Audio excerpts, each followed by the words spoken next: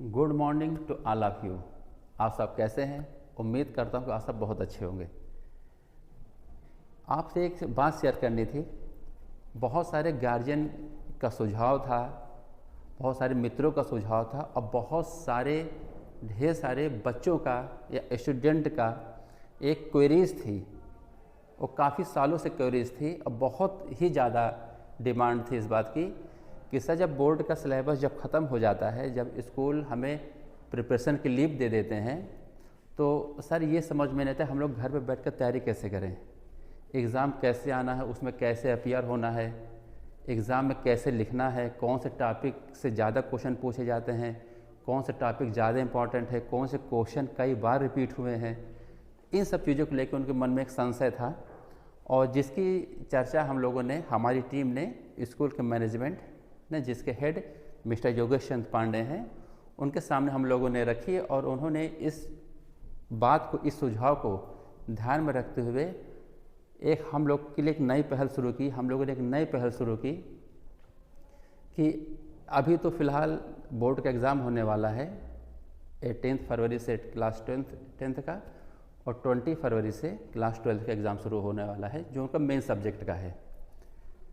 फ़िलहाल अभी हम लोग जो क्वेश्चन ज़्यादा पूछे गए हैं, जो कई बार रिपीट हुए हैं, जो ज़्यादा इम्पोर्टेंट चैप्टर्स हैं, उन सभी टॉपिक्स का हम लोग एक वीडियो बना रहे हैं, जिसको हम लोग अपने यूट्यूब चैनल पर उसको अपलोड करेंगे, जिससे आप सबकी जो क्वेरीज़ हैं उनको हम लोग सॉल्यूशन के रूप में हम आपके सामने उसको भेज सकें।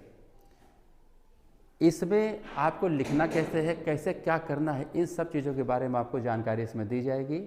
और आप लोगों के लिए बहुत खुशी की बात होगी कि जब हम लोग नए सेशन में जब आएंगे, मीन्स 1 मार्च से, तो आपको इन सब टॉपिक का, इन सब चैप्टर्स का फुल डिटेल आपको लेक्चर मिलेगा, PDF फॉर्म में नोट्स मिलेगी, प्रैक्टिस सेट के लिए आपको DPP मिलेगी।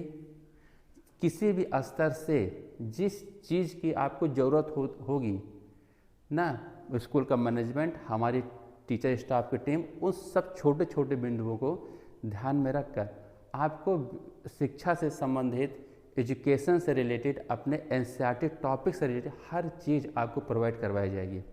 ये नई पहल होगी और इसकी शुरुआत हम लोग 1 मार्च से करेंगे। फ़िलहाल अभी के लिए हम लोग जो अपने क्वेश्चन पे हम अब आते हैं, 1 से लेकर 10 तक, 1 से लेकर 10 तक के आपके जो क्वेश्चन थे, ये फर्स्ट पार्ट में आपको मिल चुका है। आज हम लोग क्वेश्चन नंबर 11 से स्टार्ट करने जा रहे हैं। आइए देखते हैं। पहला क्वेश्चन है आपका, अकाउंट फॉर द फॉलोइंग। क्या रहा है? Grignard reagent should be prepared under anhydrous condition. जो ग्रिग्नार्ड रीजेंट होता है इसका जो हम लोग जब एनहाइड्रस की प्रेजेंस में जब इसका हम रिएक्शन करवाते हैं तो क्या होता है? ये आपका ग्रिग्नार्ड रीजेंट है। क्या है आपका? RMgX, इसको हम ग्रिग्नार्ड रीजेंट कहते हैं। ये वाटर से यहाँ पे इसका रिएक्शन हो रहा है। यहाँ पे RMgX में हम RMg के बीच का बॉन्ड तोड़ते हैं। Mg आपका मेटल होता है, इस पर आपका डेल पॉजिटिव चार्ज आ जाएगा, R के ऊपर डेल नेगेटिव चार्ज आ जाएगा। वाटर को जब हम ब्रेक करते हैं तो H और OH के बीच का बॉन्ड ब्रेक होता है और O पे माइनस चार्ज आएगा और H पे आपका पॉजिटिव चार्ज आता है। इसका नेगेटिव, इसका पॉजिटिव और इसका पॉजिटिव, इसका नेगेटिव हम ऐड करते हैं तो R के साथ जाएगा आपका H और ये बन गया हमारा RH, जिसको हम एल्केन कहते हैं। क्या कहेंगे इसको? क्या कहेंगे इसको? हम एल्केन कहते हैं। और यहाँ से Mg के साथ एक X लगा हुआ है और इसके साथ ये OH लग जाता है, हमारे प्रोडक्ट बन जाता है। तो जब ग्रिग्नार्ड रीजेंट जब आपको वाटर से रिएक्ट करता है तो हमारा बनाता है एल्केन। क्लियर हुआ? आइए नेक्स्ट क्वेश्चन देखते हैं। Explain why the dipole moment of chlorobenzene lower than that of cyclohexyl chloride. Clear? पूछ रहे हैं कि जो डाइपोल मोमेंट होता है वो क्लोरोबेंजीन का कम होता है। किससे? साइक्लोहेक्साइल क्लोराइड से। आइए इसके रीजन समझते हैं कि इसका रीजन क्या होता है। रीजन क्या है, ये आपको क्लोरोबेंजीन का स्ट्रक्चर दिया गया है आपको, ये आपके क्लोरोबेंजीन का स्ट्रक्चर दिया गया, ये जो बना हुआ है ये, और ये जो आपका स्ट्रक्चर बना हुआ है ये आपको साइक्लोहेक्साइल क्लोराइड का बना हुआ है। क्लियर हुआ। यहाँ पे देखना है कि यहाँ पे ये जो कार्बन लगा हुआ है ये कार्बन पर sp2 हाइब्रिडाइजेशन है। हाइब्रिडाइजेशन के लिए हम लोग सिर्फ सिग्मा बॉन्ड काउंट करते हैं, तो 1 sigma 2 sigma 3 sigma, 3 sigma bond है, इससे मेरा यहाँ पे आ गया sp2। जिस कार्बन पर sp2 हाइब्रिडाइजेशन होता है वो कार्बन इलेक्ट्रोनेगेटिविटी उसके अंदर आती है, वो ज़्यादा इलेक्ट्रोनेगेटिव होता है रादर देन। यदि आप इस कार्बन को देखोगे ना, तो यहाँ पे तो आपको 3 बॉन्ड दिख रहे हैं, लेकिन एक यहाँ पे H भी लगा रहता है, तो यहाँ पे 4 सिग्मा बॉन्ड हो गए हैं, 4 सिग्मा बॉन्ड हो गए हैं, और यहाँ पे मेरा क्या आ गया है sp3। तो sp3 हाइब्रिडाइजेशन जिस कार्बन पे होता है वो कम इलेक्ट्रोनेगेटिव होता है, और sp2 जिस कार्बन पे होता है वो मोर इलेक्ट्रोनेगेटिव होता है। तो मोर इलेक्ट्रोनेगेटिव होने के कारण क्या होता है कि यह जो कार्बन होगा इस क्लोरीन से कुछ चार्ज अपनी ओर सेपरेट करता है, खींच लेता है, जिससे क्या होता है कि इसका जो डायपोल मोमेंट कम हो जाता है और यह इफेक्ट इसमें नहीं दिखाई देता। इसलिए क्लोरोबेंजीन का जो डायपोल मोमेंट होता है वो साइक्लोहेक्साइल क्लोराइड से कम होता है। क्लियर हुआ। आइए नेक्स्ट क्वेश्चन देखते हैं। चलिए, कह रहे हैं write the major product in following. नीचे दिए कि कुछ आपको रिएक्शन दिए गए हैं, कंप्लीट नहीं है, इसमें पूछा गया है 2016 में पूछा गया है, 2 क्वेश्चन है इसमें। आपको ये कंपाउंड दिया गया है, आपको ये लिखा हुआ है 2 क्लोरोप्रोपेन। इसका रिएक्शन इन्होंने करवाया है सोडियम से, किसकी प्रेजेंस में, डाई ईथर की प्रेजेंस में हमको ये रिएक्शन करवाना है। अब देखना है किसमें बनेगा मेरा क्या, ये आपका उड्स रिएक्शन है। कैसा रिएक्शन है आपका, उड्स रिएक्शन होता है। अब उड्स रिएक्शन क्या है, when alkyl chloride is treated with sodium in presence of dry ether then alkane is form. जब हम एल्किल हैलाइड के 2 मॉलिक्यूल लेते हैं और उनका रिएक्शन हम सोडियम से करवाते हैं, तो सोडियम और एल्काइल हैलाइड के जो यक्स होता है वो निकल जाता है और R और R आपस में मिलकर एल्केन बनाते हैं। आइए देखते हैं इसमें क्या हो रहा है। एक क्वेश्चन जैसे आपका लिखा गया है ये ना, CH3 CH, फिर यहाँ लिखा हुआ है CH3 और इसी से मेरा लगा हुआ है Cl, ये स्ट्रक्चर बना हुआ है।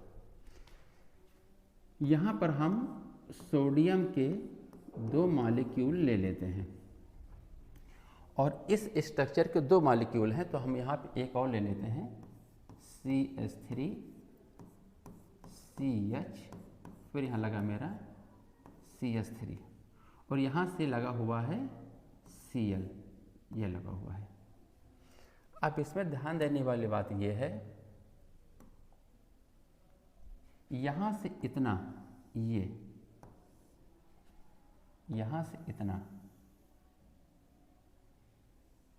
यहाँ से इतना क्या होगा, ये अलग हो जाएगा। तो यहाँ से हमारा 2NaCl अलग हो जाता है और ये प्रोडक्ट जाके इस प्रोडक्ट में जुड़ जाएगा। तो हमारा बना क्या, हमारा ये बनता है, ये जो प्रोडक्ट हुआ ये बना हमारा प्रोडक्ट। ये इसका नाम क्या होगा, 2,3 डाईमेथाइल ब्यूटेन। देखिए ना, उड्स रिएक्शन में आपका हमेशा एल्केन का फॉर्मेशन होता है। देखिए लिखा हुआ है ब्यूटेन, इसी को हम कहते हैं एल्केन श्रेणी का। ये एल्केन का आपका होता है।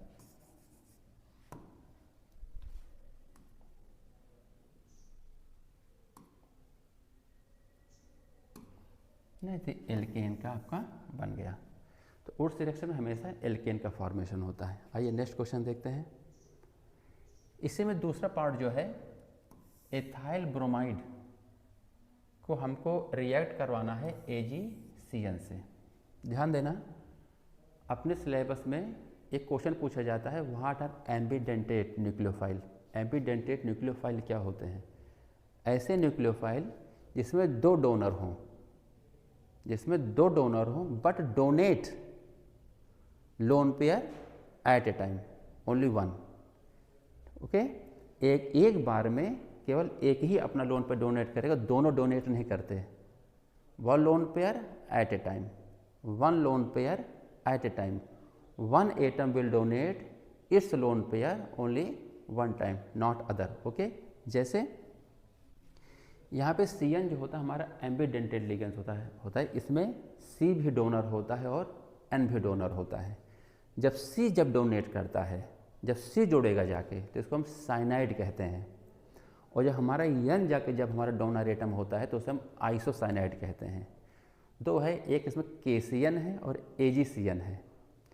KCN जब जुड़ेगा तो CN जुड़ता है तो साइनाइड बनाता है, और जब AgCN का जब आपका रिएक्शन होता है तो NC जुड़ता है ना, आइसोसाइनाइड बनाता है। तो यहाँ पे हमारा रिएक्शन किससे हो रहा है? AgCN से। तो यहाँ से यहाँ पर इसको हम जब ब्रेक करेंगे तो एक आपका नेगेटिव निकले, एक पॉजिटिव निकलेगा। तो एक न्यूक्लियोफाइल ये हुआ, और यहाँ से जब ये अपना जाएगा निकल कर, तो एक न्यूक्लियोफाइल ये बना, तो Br न्यूक्लियोफाइल जाएगा और CN में NC आके जुड़ेगा, तो हमारा प्रोटॉन बनता है CH3CH2NC, means ethyl isocyanide. Clear हुआ? आइए नेक्स्ट क्वेश्चन देखते हैं।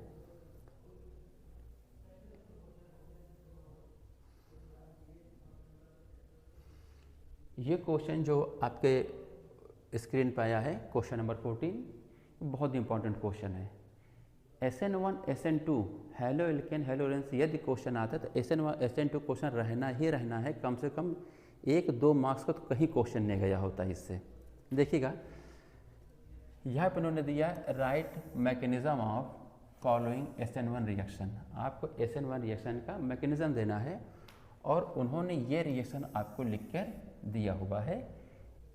ये 2020 का क्वेश्चन है आपका। यहाँ पर उन्होंने 3 डिग्री ना वाला कार्बन लिया है, एक्वस NaOH से उनका रिएक्शन करवाए हैं वो, और हमारा एल्कोहल बना हुआ है और NaBr अलग हुआ है। इसी रिएक्शन का हमको मैकेनिज्म लिखना है। सबसे पहले मैं आपको SN1 SN2 तो अभी आगे आएगा, SN1 रिएक्शन के बारे में थोड़ी सी जानकारी देना चाहता हूँ। SN1 रिएक्शन जो होता है ये डबल स्टेप रिएक्शन होता है। ये रिएक्शन 2 स्टेप में पूरा होता है।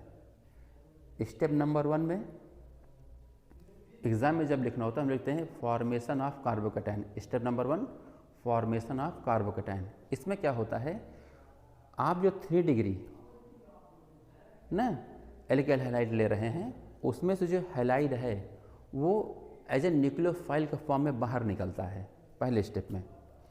और जो स्टेप नंबर 2 होता है उसमें जो दूसरा न्यूक्लियोफाइल है जिसको आप ऐड करवाना चाह रहे हैं वो आके उसमें ऐड हो जाता है। तो पहले स्टेप में आप कह सकते हो रिमूवल ऑफ न्यूक्लियोफाइल या formation of carbocation. Second step में होता है अटैक ऑफ न्यूक्लियोफाइल। जो न्यूक्लियोफाइल जिसको हमको ऐड करना है वो न्यूक्लियोफाइल आके इसमें जुड़ता है। यह रिएक्शन 2 स्टेप होता है, ध्यान दीजिएगा। दूसरी बात, जो पहला स्टेप होता है SN1 रिएक्शन का, ये आपका स्लो स्टेप होता है। किसी भी रिएक्शन का जो स्लोवेस्ट स्टेप जो होता है वह उस रिएक्शन का RDS कहलाता है, रेट डिटरमाइनिंग स्टेप कहलाता है वो। क्लियर हुआ? तो यदि कोई SN1 SN2 में पूछे कि भैया बताए कि SN1 रिएक्शन में इंटरमीडिएट क्या होता है, तो इसका इंटरमीडिएट बनता है कार्बोकैटायन। ध्यान दीजिएगा, SN1 रिएक्शन का जो इंटरमीडिएट होता है वो क्या होता है, कार्बोकैटायन होता है। आइए हम लोग अपने क्वेश्चन पे चलते हैं। इस स्ट्रक्चर को हमने यहाँ पर ओपन करके बना लिया। ये जो स्ट्रक्चर था ये ओपन करके बनाया। स्टेप फर्स्ट में स्लो स्टेप होता है। यहाँ से ये जो आपका Br है, ठीक है, आप देखेंगे ये यहाँ से Br माइनस के फॉर्म में ये निकल गया। इसी को हम कहते हैं न्यूक्लियोफाइल। इसे क्या कहेंगे हम, न्यूक्लियोफाइल। Br निकला तो कार्बन के ऊपर प्लस चार्ज आया। हमेशा ध्यान देना, जब भी कोई इलेक्ट्रोनेगेटिव एटम कार्बन से निकले तो हमेशा कार्बोकेटायन का फॉर्मेशन नहीं होता। निकलने के बाद न्यूक्लियोफाइल के उस कार्बन पर चार्ज को थोड़ी देर टिकना पड़ेगा। यदि चार्ज नहीं टिका, मतलब आने वाला कोई न्यूक्लियो तुरंत ऐड हो गया आके, मतलब उस पर चार्ज स्टे ही नहीं कर पाया, तो उस कंडीशन में कार्बोकेटायन का फॉर्मेशन नहीं होता। थोड़ी देर उस पर प्लस चार्ज को उस कार्बन पर स्टे होना पड़ेगा, रुकना पड़ेगा, तभी वो कार्बोकेटायन के फॉर्मेशन में आता है। अब सेकेंड स्टेप में क्या हुआ, अटैक ऑफ न्यूक्लियोफाइल। उस न्यूक्लियोफाइल जो अब यहाँ पे हमको NaOH दिया गया है, तो इसका न्यूक्लियोफाइल यहाँ से बनेगा OH। क्या बनेगा यहाँ से, OH माइनस। ये अटैक करने आ रहा है। अब जब अटैक करेगा तो देखिए यहाँ पे ये बना, यदि मैं इसको ओपन करके बनाऊँ तो ये स्ट्रक्चर ऐसे बना हुआ है, CH3 CH3 CH3 और यहाँ पे लगा हुआ है OH। ये स्ट्रक्चर बना हुआ है। SN1 में एक चीज़ इम्पॉर्टेंट और होती है, जैसे यहाँ से Br जहाँ से निकला था OH आके वहीं जुड़ा है। क्लियर हुआ? तो इसे हम रिटेंशन कहते हैं। कोई न्यूक्लियोफाइल जहाँ से निकला हो और वो कोई दूसरा न्यूक्लियोफाइल वहीं जुड़ जाए आके, तो इसे हम कहते हैं ना रिटेंशन। और यदि इसके अपोजिट जुड़ा होता आके, इसके अपोजिट जुड़ा होता, तो उसे हम कहते हैं इन्वर्जन। क्या कहा जाता है उसको, इन्वर्जन। तो SN1 रिएक्शन में रिटेंशन और इन्वर्जन दोनों होता है, और यह दोनों जहाँ होता है तो उससे हम कहते हैं रेसिमिक मिक्सचर, क्योंकि वहाँ पर रिटेंशन भी बन रहा है और इन्वर्जन भी हो रहा है, इसे कहते हैं हम रेसिमिक मिक्सचर। क्लियर हुआ? तो ये हमारे हैं SN1 का मैकेनिज्म। आइए नेक्स्ट क्वेश्चन देखते हैं।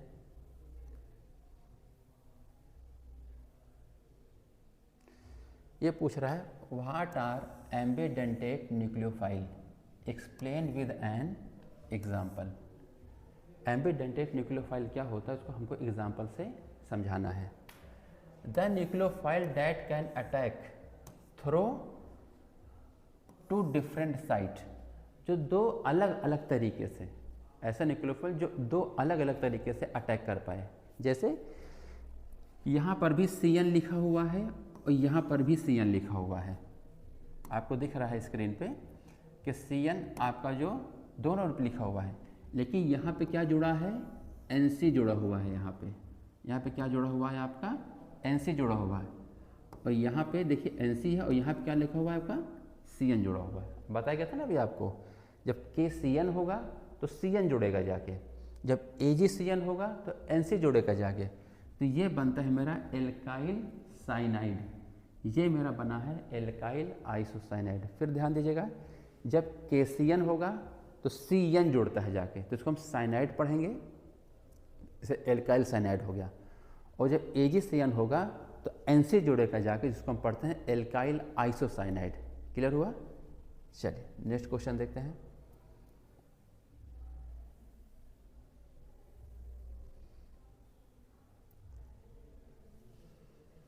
ये क्वेश्चन पूछ रहे हैं आपसे, account for the following, the C bond Cl bond length in chlorobenzene is shorter than that methyl chloride. सवाल समझिए, ऑर्गेनिक में सबसे इंपॉर्टेंट होता है कि हम क्वेश्चन को भी समझ पाएँ।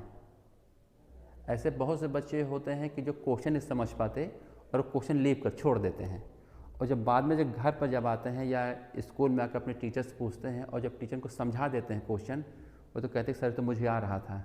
तो सबसे इम्पॉर्टेंट होता है हम क्वेश्चन को भी हम समझ पाएँ। करेगा C bond Cl bond length in chlorobenzene is shorter then in methyl chloride. मैं इसको एक आपको यहाँ पे समझाने चाह रहा हूँ, देखिएगा। ये आपका क्लोरोबेंजीन है, ये आपका क्लोरोबेंजीन है, और ये आपका जो दूसरा क्वेश्चन दिया गया था मेथाइल क्लोराइड, ये दो दिया गया है। पूछ रहे यहाँ पे जो बॉन्ड है C बॉन्ड Cl जो दिख रहा है आपको, जो आपको C बॉन्ड Cl जो यहाँ से दिख रहा है आपको, ये चीज़, ये बॉन्ड, ये जो बॉन्ड है, ये बॉन्ड छोटा होता है और ये बॉन्ड क्या होता है, बड़ा होता है। क्यों? रीजन क्या होता है समझिएगा। क्लोरीन के जब हम रेजोनेटिंग स्ट्रक्चर बनाते हैं, जब आप क्लोरीन के रेजोनेटिंग स्ट्रक्चर बनाएंगे जब आप, तो क्लोरीन अपने लोन पर इलेक्ट्रॉन को रिंग में डोनेट करता है। तो ये इसके पास है, तो ये अपने इलेक्ट्रॉन को यहाँ पे डोनेट करेगा, तो ये बाई बॉन्ड टूट के ऐसा चला आता है। तो ऐसे इसके 5 रेजोनेटिंग स्ट्रक्चर बनते हैं इसके, जिसमें पाई इलेक्ट्रॉन की शिफ्टिंग होती रहती है। इसमें 5 रेजोनेटिंग स्ट्रक्चर बनते हैं, और 5 रेजोनेटिंग स्ट्रक्चर को जब हम एक साथ मिला के जब हम उसको बनाते हैं, तो उसको हम उसका हाइब्रिड स्ट्रक्चर कहते हैं। मैं यहाँ पे इसका हाइब्रिड स्ट्रक्चर बना रहा हूँ। मैं इसका हाइब्रिड स्ट्रक्चर ये बना है आपका,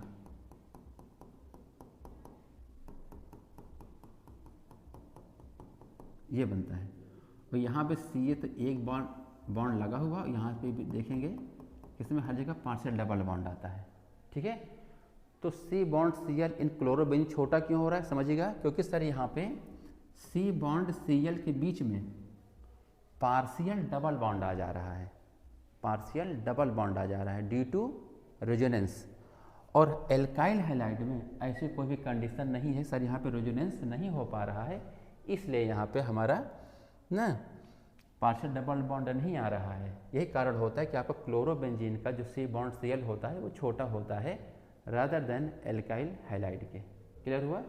चलिए, वह चीज़ यहाँ पे लिखी गई है, in chlorobenzene C bond Cl has partial double bond.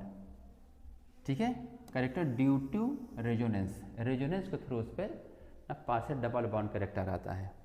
ठीक, नेक्स्ट क्वेश्चन इसी पार्ट का मेरा क्वेश्चन है, आपको इसमें बताना है क्लोरोफॉर्म, क्लोरोफॉर्म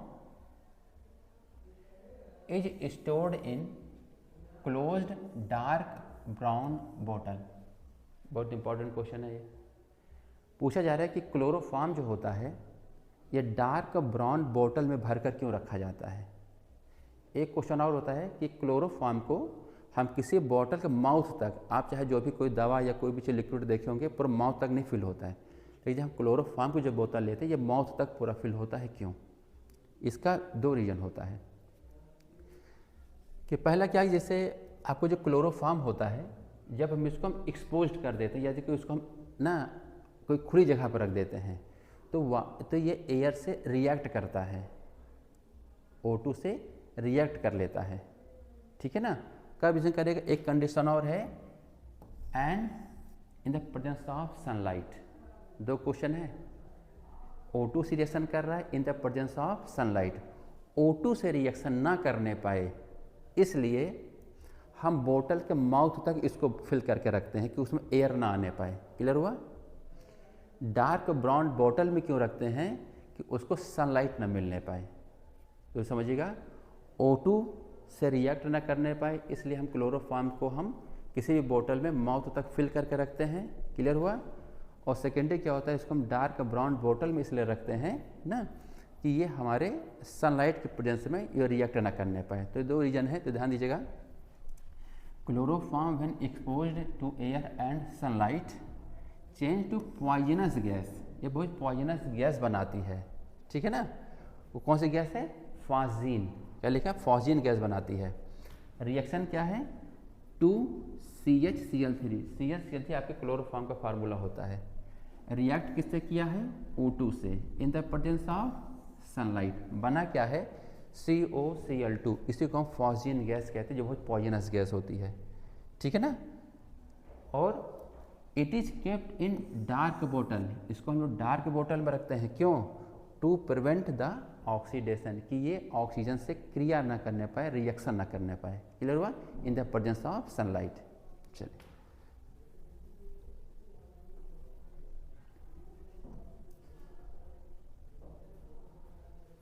यहाँ पे हम हमारा नेक्स्ट क्वेश्चन है, right chemical equation when methyl chloride is treated with AgNO2। यहाँ पे देखिए रिएक्शन लिखा हुआ है, ये मिथाइल क्लोराइड लिखा हुआ है, ये AgNO2 लिखा हुआ है। सिंपली आप इस बॉन्ड को तोड़ दो, आप इस बॉन्ड को तोड़ दो, इस पर माइनस, इस पर प्लस, इस पर माइनस, इस पर प्लस, इसका प्लस, इसका माइनस, इसका माइनस, इसका प्लस, तो क्या बन जाएगा CH3Na2 प्लस AgCl। क्लियर हुआ। दूसरा क्वेश्चन कह रहे हैं bromobenzene is treated with methyl chloride in presence of anhydrous AlCl3। Question कह रहे हैं कि आपको जो ब्रोमोबेंजीन है ये रिएक्शन कर रहा है, किससे रिएक्शन कर रहा है आपका मिथाइल क्लोराइड से इन द प्रेजेंस ऑफ ना AlCl3, वो भी एनहाइड्रस होना चाहिए। ये हमारे ब्रोमोबेंजीन का स्ट्रक्चर है, CH3Cl3 से रिएक्शन हुआ है in the presence of anhydrous AlCl3। अपने सिलेबस में दो रिएक्शन है, एक है एल्काइलेशन और एक है आपका है एसाइलेशन, दो रिएक्शन है हमारे में। जब आपका रिएक्शन RX से होगा तो इसको हम एल्काइलेशन कहते हैं, और जब आपका reaction RC double bond OX से होगा तो इसको हम एसाइलेशन कहते हैं। क्या कहेंगे इसको? एसाइलेशन कहा जाता है। लेकिन यहाँ पर हमारा रिएक्शन हो रहा है CH3Cl से in the presence of anhydrous AlCl3। आपको पता होगा कि जो हमारा ब्रोमोबेंजीन होता है आर्थो पैरा डायरेक्टिंग ग्रुप होता है, मतलब कमिंग ना न्यूक्लियोफाइल कहाँ भेज देगा ये आर्थो और पैरा पे। तो होना क्या है यहाँ पे, तो आर्थो पोजीशन क्या होती है मैं आपको यहाँ पे बता रहा हूँ। आर्थो पोजीशन क्या है, जैसे यदि कोई बेंजीन का स्ट्रक्चर बना हुआ है, बेंजीन का स्ट्रक्चर बना हुआ और यदि यहाँ पे कोई ग्रुप लगा हुआ है, इसके रिस्पेक्ट में ये क्या है, आर्थो है, ये आपका मेटा होता है और ये आपका क्या है, पैरा पोजीशन होती है। आर्थो मेटा पैरा, इसको लोग याद करने के लिए ओम प्रकाश याद रखते हैं, Om Prakash OMP, ortho Meta para. अब जब यहाँ पे देखते हैं तो CH3 का यही बॉन्ड टूटेगा, RX का ये बॉन्ड टूटता है, ये बॉन्ड टूटेगा और यही R मतलब यहाँ पे क्या लिखा हुआ है, ये इसकी प्लेस पे CH3, ये जाके एक बार आर्थो पे लगेगा, एक बार कहाँ लगेगा, पैरा पे लगेगा। बनेगा दोनों, बनता दोनों है, आर्थो मेटा दोनों बनता है, ठीक है ना। लेकिन इसमें जो पैरा पोजीशन वाला जो बनता है वो आपका मेजर बनता है, आर्थो पोजीशन वाला आपका माइनर बनता है। तो इसका नाम क्या होगा, 1 ब्रोमो 2 मिथाइल बेंजीन और इसका नाम होगा 1 ब्रोमो 4 मिथाइल बेंजीन। क्लियर हुआ। आइए नेक्स्ट क्वेश्चन देखते हैं।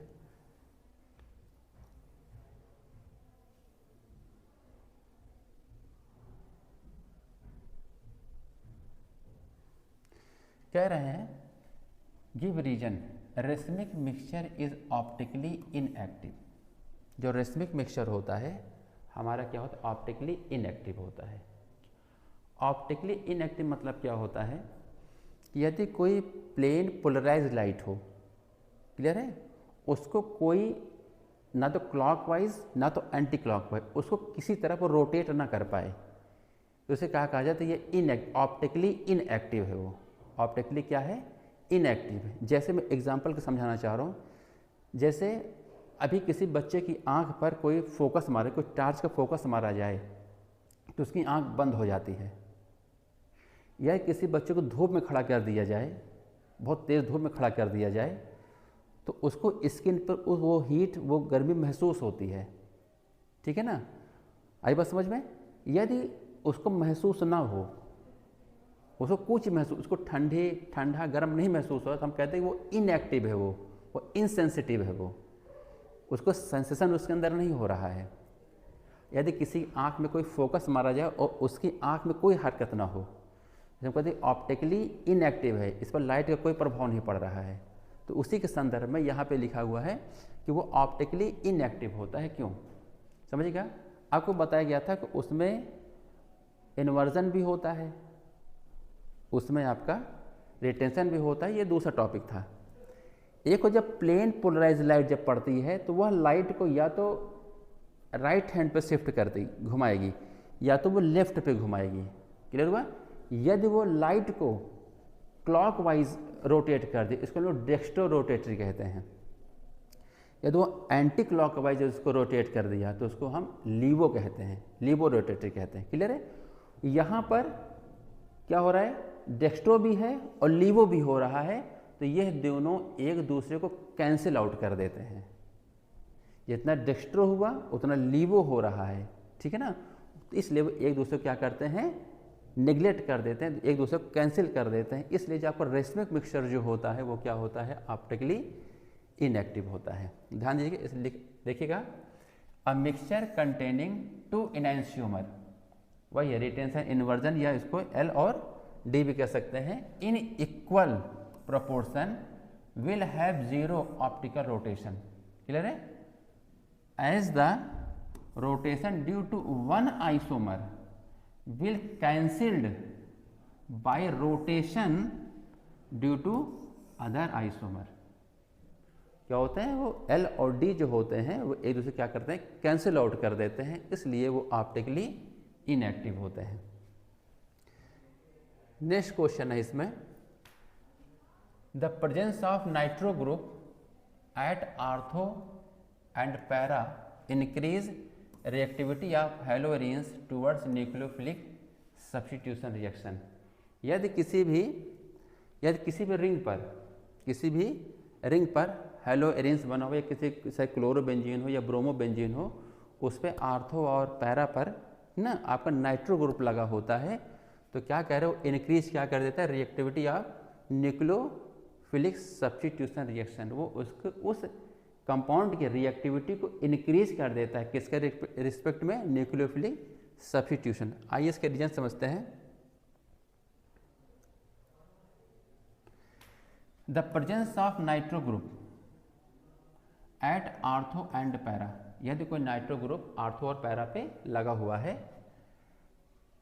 It withdraw electron from benzene ring, वो बेंजीन रिंग से इलेक्ट्रॉन क्या करता है, विड्रा करता है, and activate benzene ring towards nucleophilic substitution reaction.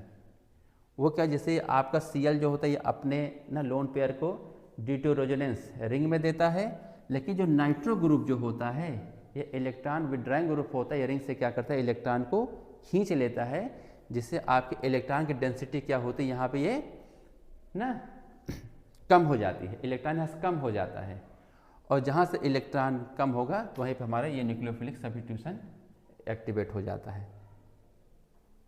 आइए नेक्स्ट क्वेश्चन देखते हैं।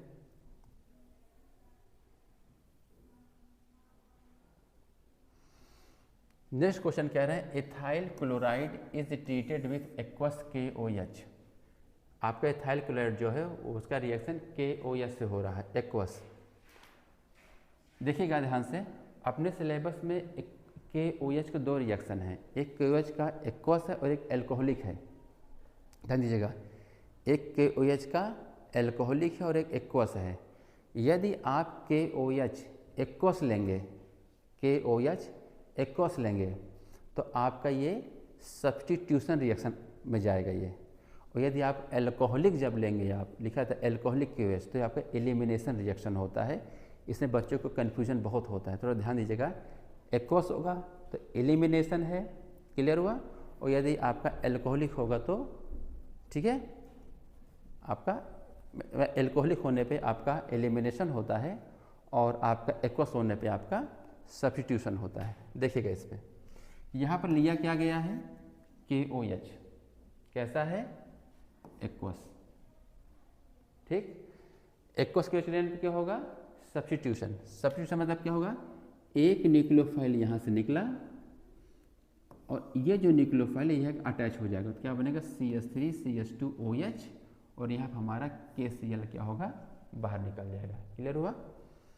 दूसरा रिएक्शन यह है, chlorobenzene is treated with CH3COCl in presence of anhydrous AlCl3। जैसे कि अभी ये बताया गया था कि अपने सिलेबस में 2 रिएक्शन है, एल्काइलेशन और एसाइलेशन। तो पहले वाले में, इसके पहले वाले क्वेश्चन में देखा था कि उसका CH3Cl से हो रहा था, ठीक है, ये होता है एल्काइलेशन। लेकिन यहाँ पे हमने बताया था कि RC+O Cl से जब होगा तो हम कहते हैं एसाइलेशन। देखिए यहाँ पे ये रिएक्शन यहाँ पे आ गया, ये देखिए, इसको हम एसाइलेशन कहते हैं। यहाँ पे कौन सा बॉन्ड पे देखिएगा, RC+O और यहाँ पे लगा हुआ है Cl। यही बॉन्ड टूटेगा, ये बॉन्ड यहीं से टूट जाता है, ठीक है ना। और ये जो ग्रुप रहेगा तो इसके ऊपर आ जाएगा प्लस आ जाएगा, और यही ग्रुप जाके यहीं पे अटैच होता है। क्लोरोबेंजीन आपका आर्थो और पैरा डायरेक्टिंग होता है। कैसा होता है? आर्थो और पैरा डायरेक्टिंग होता है। तो एक बार ये कहाँ भेजेगा? आर्थो पर, और एक बार कहाँ भेजेगा? ये पैरा पर। तो नाम क्या बनेगा? 2-क्लोरोएसिटोफिनोन, 2-क्लोरोएसिटोफिनोन, और यहाँ बनेगा 4-क्लोरोएसिटोफिनोन। क्लियर हुआ? आइए नेक्स्ट क्वेश्चन देखते हैं।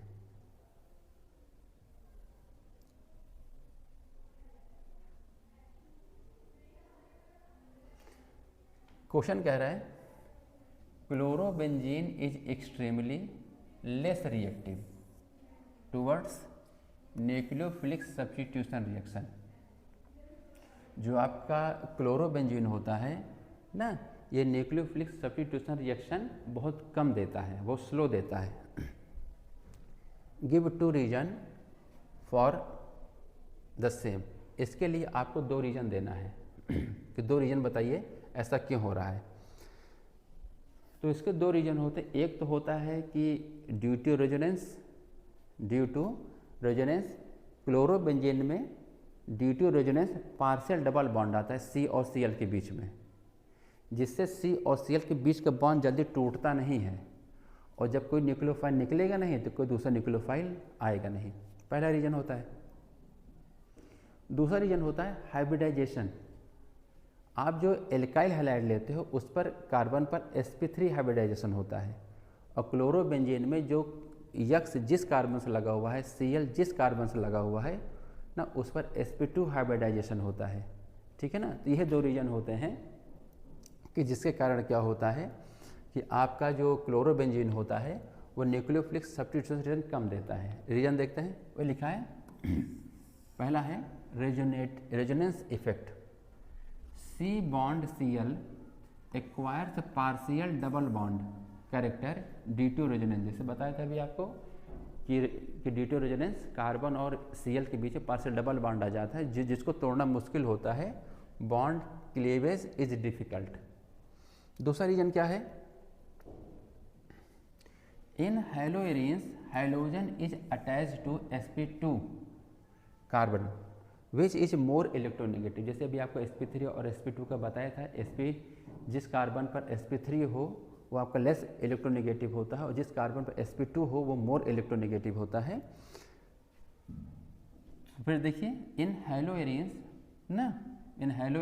Hydrogen in attach to sp2 carbon which is more electronegative due to the more s character. आप लोग उसके क्लास 11th के चैप्टर में है जिसमें यस बॉन्ड कैरेक्टर ज़्यादा होता है, ठीक है ना, ठीक है। And bond is difficult to break while haloalkanes is attach with sp2 hybridization. ध्यान समझिएगा। यदि sp3 हाइब्रिडाइजेशन है तो वहाँ पे यस बॉन्ड का कैरेक्टर 25% है sp3 में। जब हम sp2 लेते हैं तो इसमें यस बॉन्ड कैरेक्टर बढ़ गया, लगभग 33.33 समथिंग चलता है ये।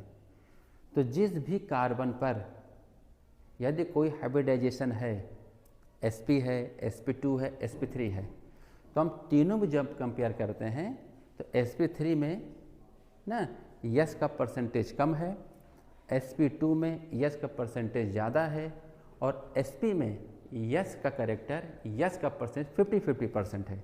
तो जहाँ पर यस का कैरेक्टर जितना ज़्यादा होता है वह कार्बन उतना मोर इलेक्ट्रोनेगेटिव होता, उतना ज़्यादा इलेक्ट्रोनेगेटिव होता है। उसका ये रीज़न है यहाँ पर।